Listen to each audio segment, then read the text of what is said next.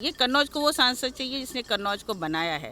नमस्कार दोस्तों, भारत एक सोच देख रहे हैं आप। और अखिलेश यादव आज कन्नौज में नामांकन करने जा रहे हैं और इस वक्त हम लोग खड़े हैं लखनऊ आगरा एक्सप्रेसवे पर।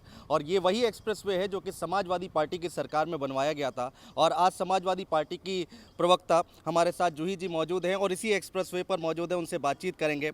मैडम, आज कितनी तैयारी है? आज नामांकन करने जा रहे हैं अखिलेश जी, क्या आज समाजवादी पार्टी ताकत दिखाएगी? क्या कोई शक्ति प्रदर्शन होगा क्या?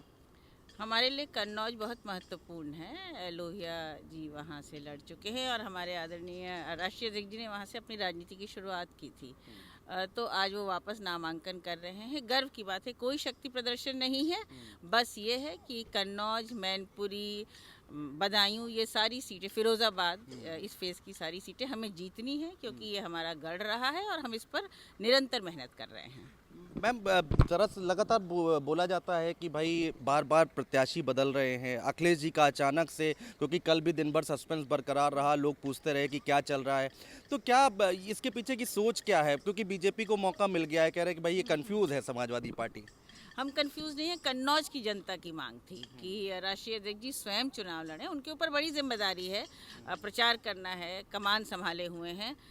तो अब जनता की मांग के अनुसार चुनाव लड़ रहे हैं। वैसे भारतीय जनता पार्टी के कुछ प्रत्याशी तो अभी तक घोषित भी नहीं है। किस बात का इंतजार है कि जाट लैंड का चुनाव खत्म हो जाए तब अनाउंस करेंगे?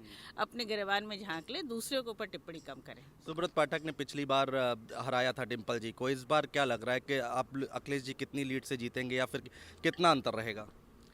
हार जीत लगी रहती है, लेकिन जिस तरह सुब्रत पाठक के बयान आते हैं, गुंडागर्दी की तस्वीरें आती हैं, प्रॉपर्टी कब्जाने की, भ्रष्टाचार की उनकी बार बार की शिकायतें आती हैं। कन्नौज को अब ऐसा सांसद नहीं चाहिए। कन्नौज को वो सांसद चाहिए जिसने कन्नौज को बनाया है। हमारी योजनाएं उन्होंने रोक दी और बयानबाजी के अलावा सुब्रत पाठक को परिभाषित कुछ और नहीं कर सकता है। कुछ काम दिखाएं तब लड़ने आए मैदान में। अखिलेश जी खुद अब मैदान में उतर रहे हैं, तो आसपास की सीटों पर भी इसका असर पड़ता हुआ दिखाई देगा क्या? आसपास की सीटों पे हम मेहनत कर रहे हैं। मैंने पहले भी कहा, मैनपुरी, बदायूं, इटावा और कन्नौज हमारा गढ़ रहा है। तो मुझे लगता है कि सभी सीटें प्रभावित ज़रूर होंगी। राष्ट्रीय अध्यक्ष जी का बहुत ही एक विराट व्यक्तित्व है और उनकी चुनावी सक्रियता से ज़रूर कुछ न कुछ अंतर जो जीत का हमारा है वो बढ़ेगा। दूसरे फेज की कल वोटिंग है, पहले फेज की हो चुकी है। क्या आकलन निकला आप लोग का फर्स्ट फेज का? हम बहुत खुश हैं कि इंडिया गठबंधन ने पहले फेज़ में बहुत अच्छा प्रदर्शन किया है और हमें आशा है कि जितनी मेहनत हमने की है और जो जनता के मुद्दों पर चुनाव लड़ा है उस पर हम ज़रूर जीतेंगे और केंद्र में सरकार बनाएंगे। आपने डिम्पल जी के साथ बड़ी मेहनत की। मैनपुरी में हमने देखा, तस्वीरें भी खूब आई हैं। कैसा चल रहा है मैनपुरी का चुनाव? मैनपुरी हमारा क्षेत्र है, नेताजी का क्षेत्र है, सांसद जी का क्षेत्र है। गांव-गांव में लोग उनको जानते हैं, उनकी गंभीरता, परिपक्वता और शालीनता हम केवल लोगों को जाकर बता रहे हैं। अब कन्नौज के बाद मैं मैनपुरी जाऊंगी और हमारा ध्येय है कि इस बार हम मैनपुरी 4 लाख वोटों से कम जीतें। डिम्पल जी की बेटी भी लगातार साथ में है, उनकी बड़ी चर्चाएं चल रही है सोशल मीडिया पर, यूट्यूब पर, आप देखिए फेसबुक पर बहुत छाई हुई हैं। क्या विजन क्या है? लोग पूछ रहे हैं कि क्या अब अगली पीढ़ी तैयार हो रही है क्या? जैसा सांसद जी ने कहा है कि बच्चों को जानना चाहिए कि उनके माता पिता किस तरह से, कितनी कठिनाई में राजनीति करते हैं। तो वो बाहर से पढ़ के आई हैं और जगह जगह घूमकर अपने सांसद के लिए वोट मांग रही हैं। अभी छोटी हैं और मुझे आशा है कि जो भी करियर वो चुनेंगी, मेरी पुत्री की तरह है, उसमें बहुत अच्छा बेहतरीन करेंगी। अच्छा, एक आखिरी सवाल। भारतीय जनता पार्टी, देखिए आप लोग कह रहे हैं कि हम मेहनत कर रहे हैं, हम जीत रहे हैं। भारतीय जनता पार्टी कह रही है हम 400 पार लेकर आएंगे। फर्स्ट फेज के बाद कल मेरी आपके प्रवक्ता से बात हो रही थी, फखरुल साहब से। वो कह रहे हैं देखिए फर्स्ट फेज के बाद बयानों में तल्खियाँ आ गई हैं, बयान बदल गए हैं, तो ये डर है। क्या लग रहा है आपको? वो तो 400 पार बता रहे हैं।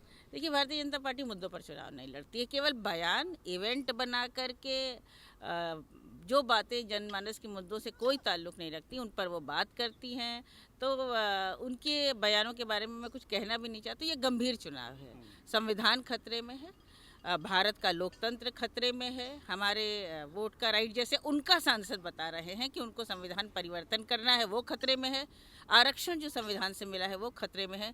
नौकरियां तो मिल नहीं, यही हमारे मुद्दे हैं और हम इन पर बात कर रहे हैं। बहुत शुक्रिया मैडम हमसे बातचीत करने के लिए। तो जूही सिंह जो कि हमारे साथ एक्सप्रेसवे पर मौजूद और कन्नौज जा रही हैं, जो कि नामांकन में शामिल होने के लिए, और अभी हम भी वहीं जा रहे हैं। देखते हैं वहाँ पर और क्या कुछ तस्वीर निकल कर आई है। देखते रहिएगा भारत एक सोच। नमस्कार।